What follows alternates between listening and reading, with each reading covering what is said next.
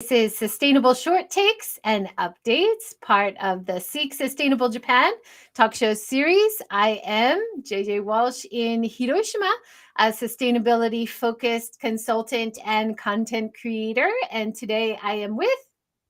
Hi, I'm Tove Kinooka. I'm also a sustainability consultant and I'm based in Yokohama.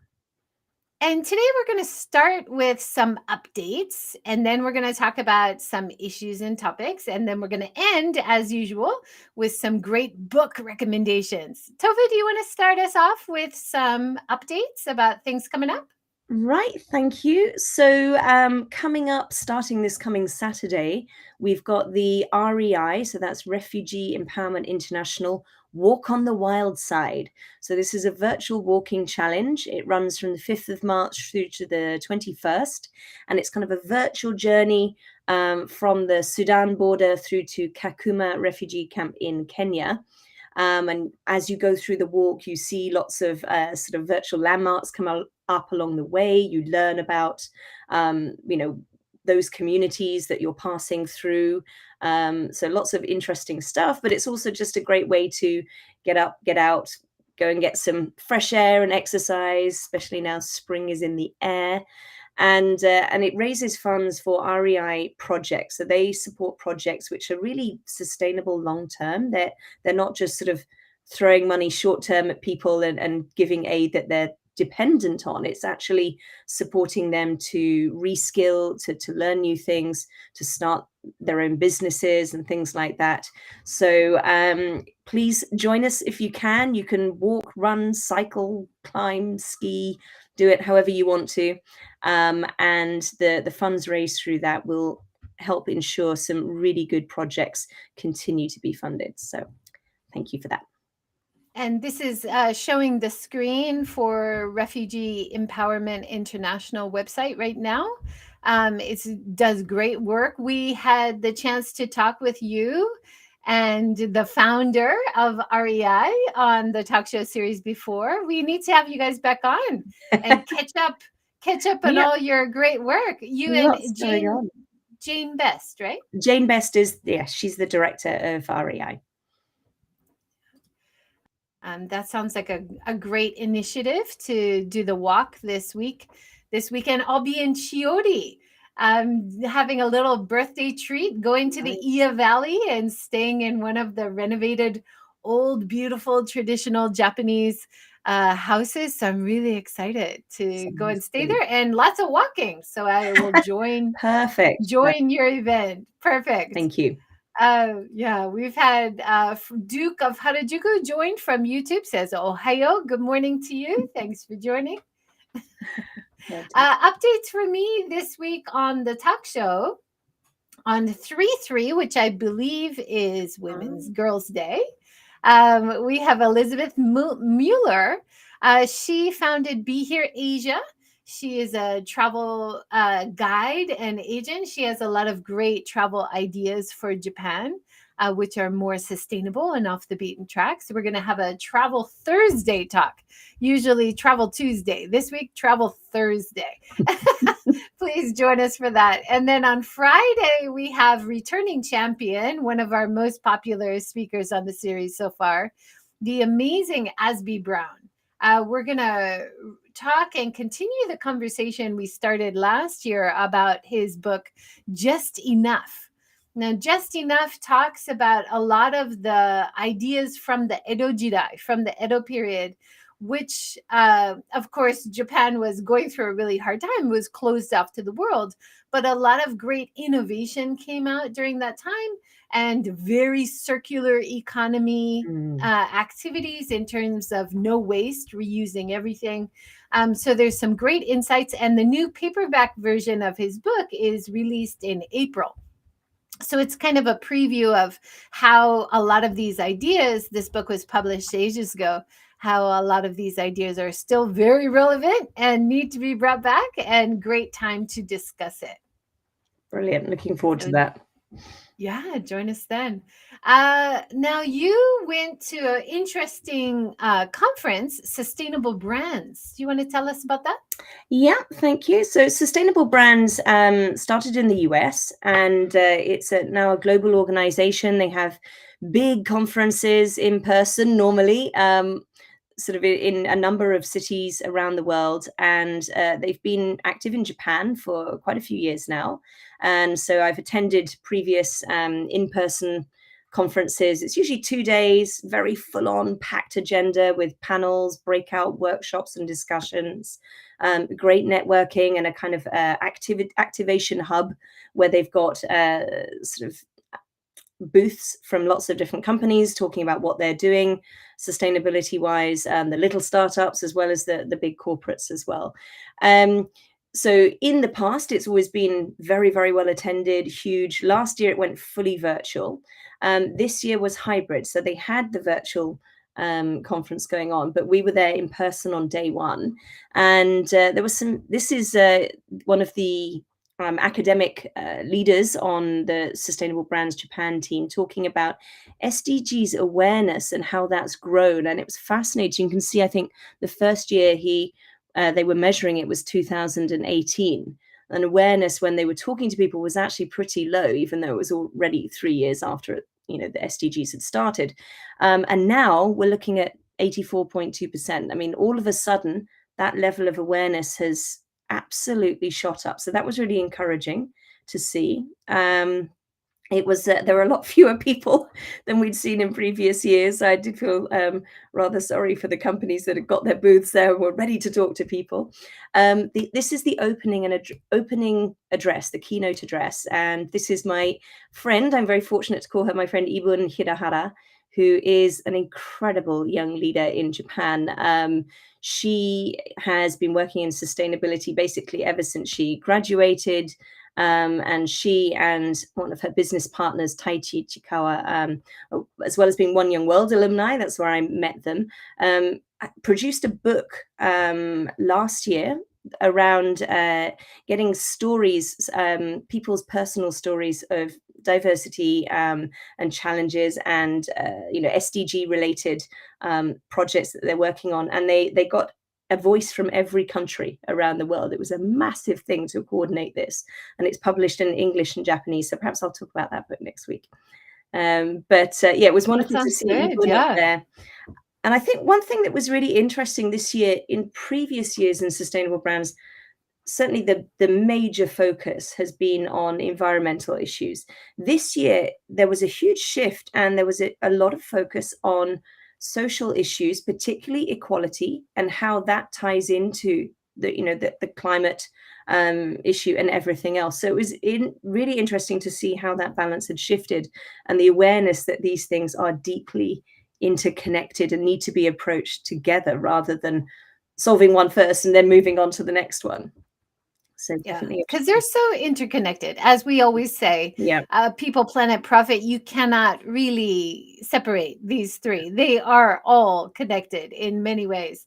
But that's so great to see that raise an interest and raise an awareness. I was just looking at an old Japan Times article from 2020 yesterday, and they talk about there's only 50% of municipalities around Japan who have an interest in SDGs. That's in 2020. So I hope, based on this information, that there is more awareness, there is more interest. Let's start with interest. There is more interest around Japan, and then it spreads to awareness and greater understanding, and then putting it into action. That's the aim, right? Absolutely. And the overall theme this year was regeneration. So going beyond just the minimum needed to, reduce bad impact. And there was one keynote speaker in the morning plenary session that talked about the fact that being less bad does not mean you're good. It's actually, we've got to go beyond that and look at how can we regenerate our economies, our environment, our social structures and communities, especially coming out of the COVID situation. I was just thinking about that yesterday. There's so many expressions that say in Japanese or English, the lesser evil or better than usual, Yeah. right? But we need to go beyond that. We need to be like, this is much better than usual, and this is the norm. Exactly. You know, like just damaging a little bit less. That's not the aim anymore, Exactly. right? Well, the lesser evil is still not very attractive as a prospect, is it? It doesn't get people motivated and wanting to do it. So I think if we can go beyond that to say no evil at all, let's be, you know, net positive, like we were talking about last week, and actually look at how we can give more than we take, then that's an attractive prospect. Yeah. Speaking of lesser evils, you pointed out that the IPCC has a brand new report out, the AR6, the sixth synthesis report, talking about climate change in 2022. Just came out, so Tove and I haven't had a chance to dive into it yet, but we'll put the link below. Yeah. Worth taking a look, and we'll talk more about some of the key takeaways next week. Absolutely. Yeah. It's not a light read, but they do break it down quite nicely. If you go to the website on the link there, you'll find there are sort of summaries aimed at policymakers, summaries on the technical side. So you don't have to read the whole report. You can actually just sort of get a lot of information still from those, depending on what line of work you're in and what's relevant. Yeah, definitely. Going on to another heavy topic, but something we should know about today. March 1st is a Remembrance Day for the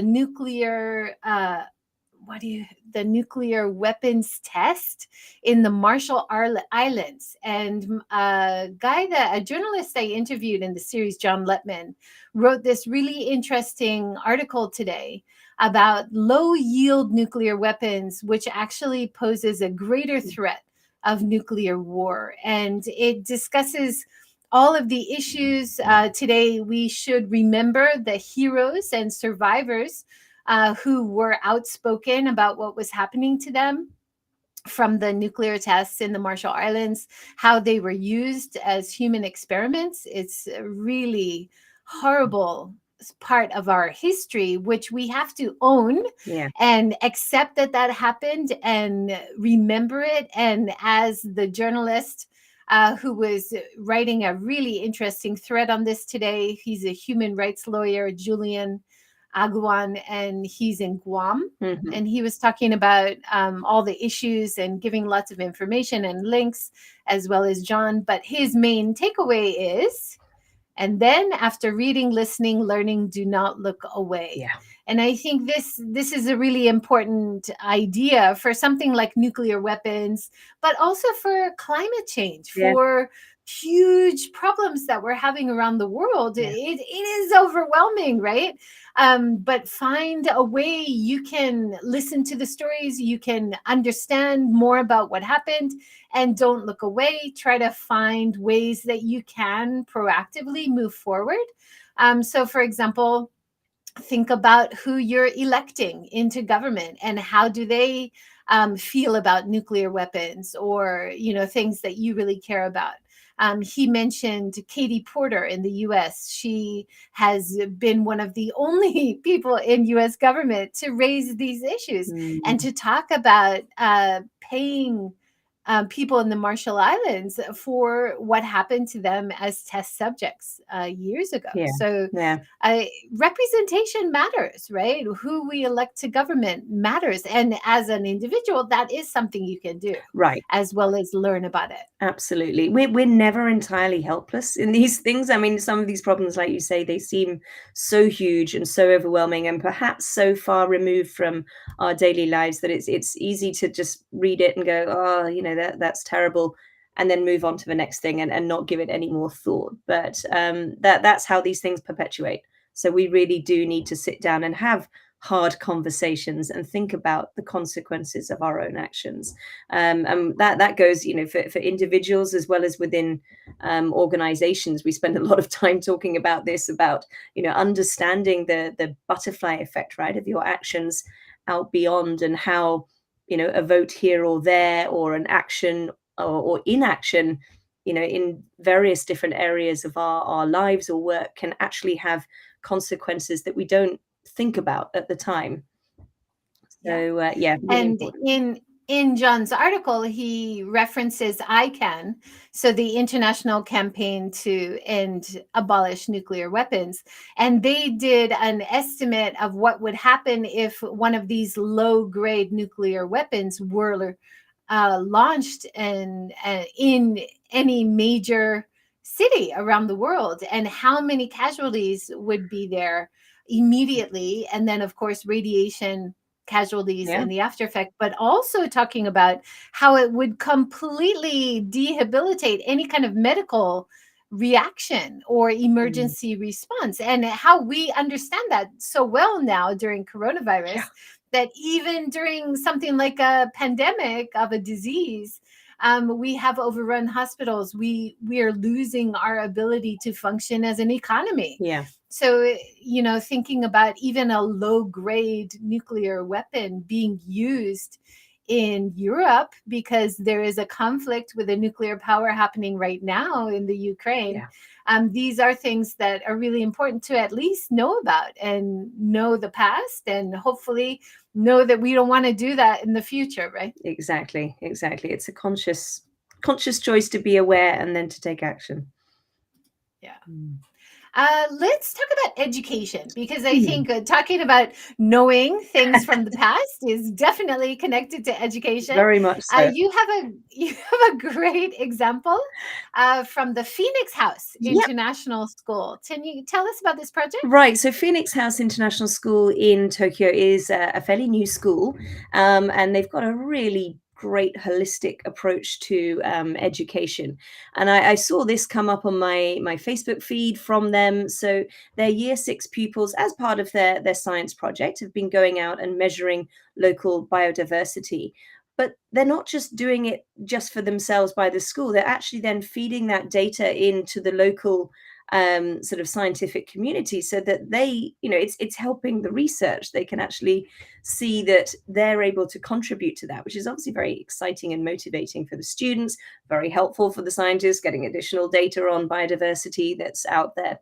And so I just love this example of education, but actually with a real application, right? Not just learning for the sake of it, or learning concepts or theories, but actually this is useful. They're sharing it with local ecologists, increasing knowledge of biodiversity across Tokyo.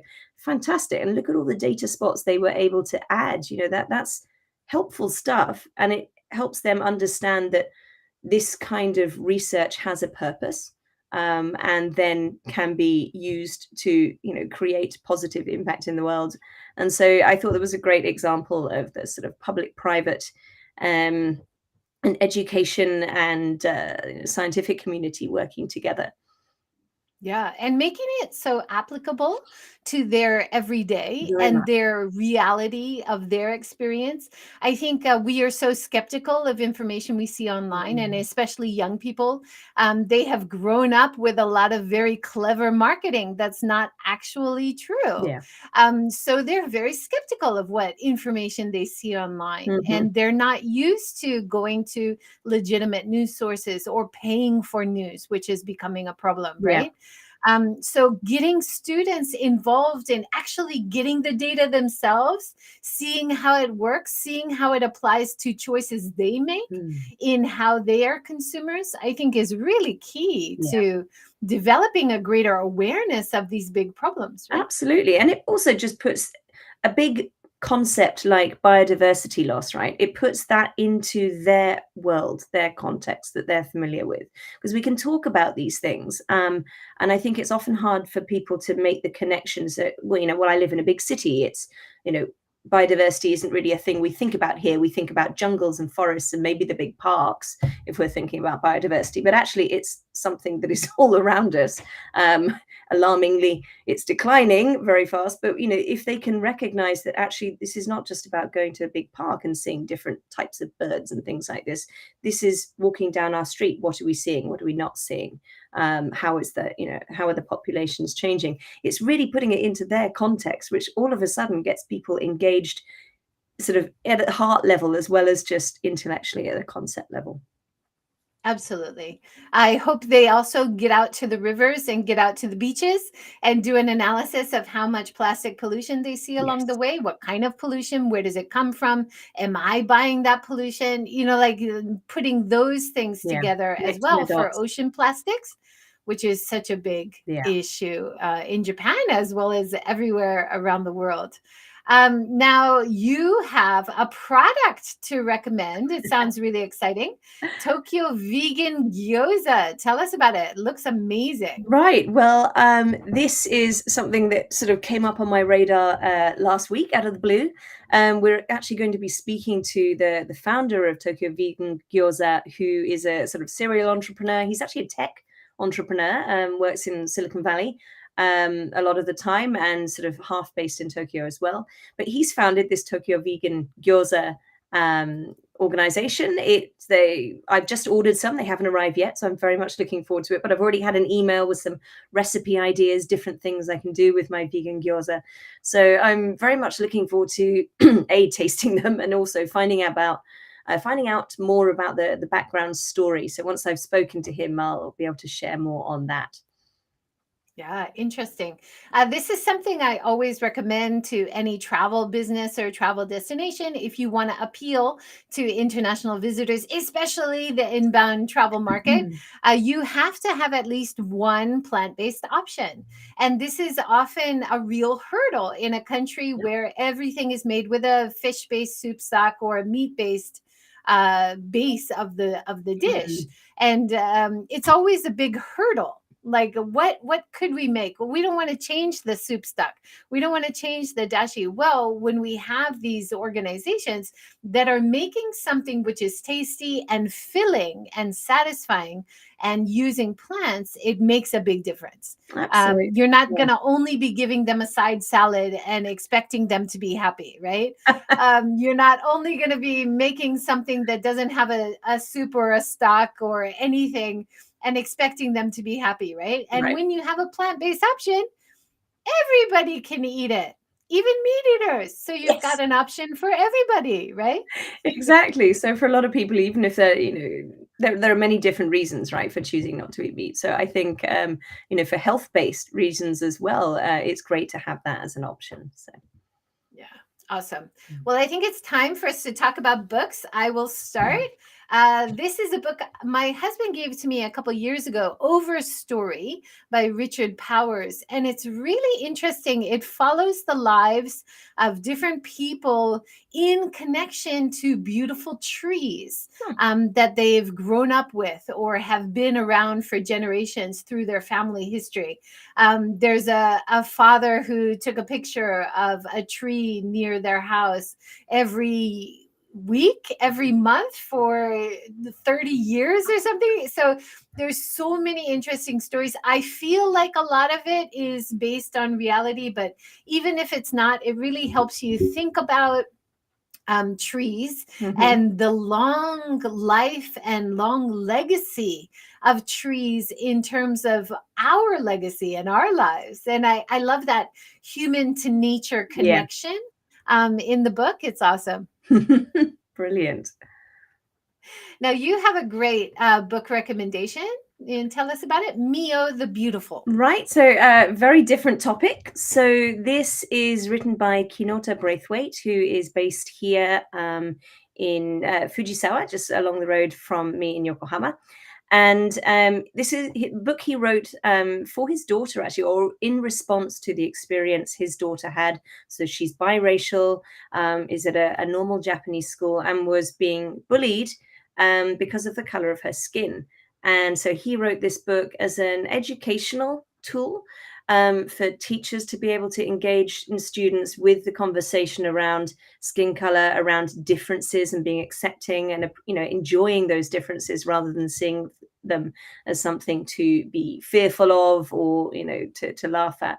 So it's a beautiful book. It's beautifully illustrated. It's very, very simple, and I thought it just opens up a really it's a great way to open up that conversation with children, right? Particularly my son's about to start shogako, so elementary school next month. So we've just been getting all the gear and ready. And I'm very conscious of the fact that he's different to most of the other kids in the school. My daughter also experienced some bullying when she was in elementary school here as well, because she was different and not completely Japanese. So it's a topic very close to my heart, and one I think that Japan needs to engage with perhaps more.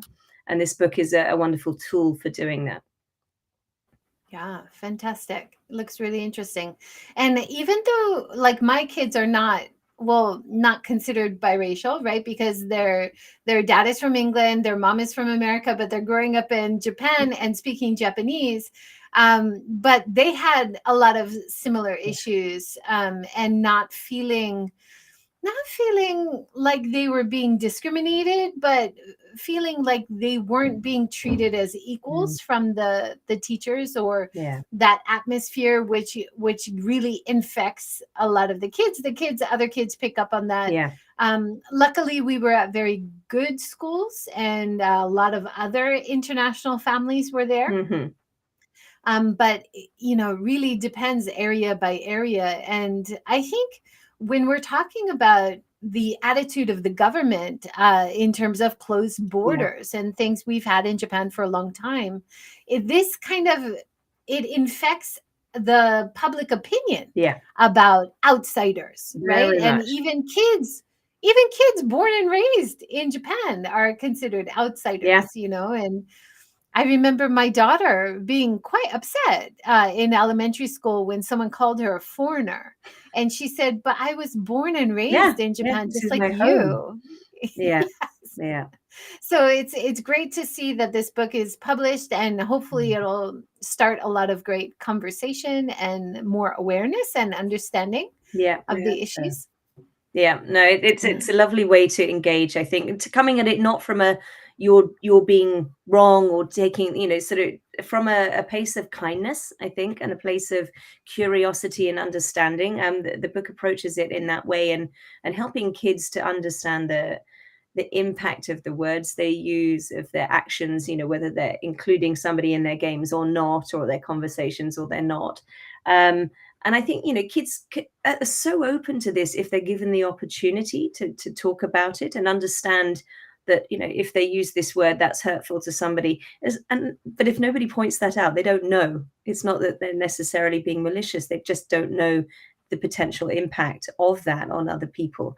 So I think it really, the earlier we can start those conversations, the better. And it's, not just for people who are technically non, sort of traditional Japanese as well, but also that there's a whole lot of diversity within the Japanese population that also, the same mindset shift is important and necessary as well. So great way to engage, I think.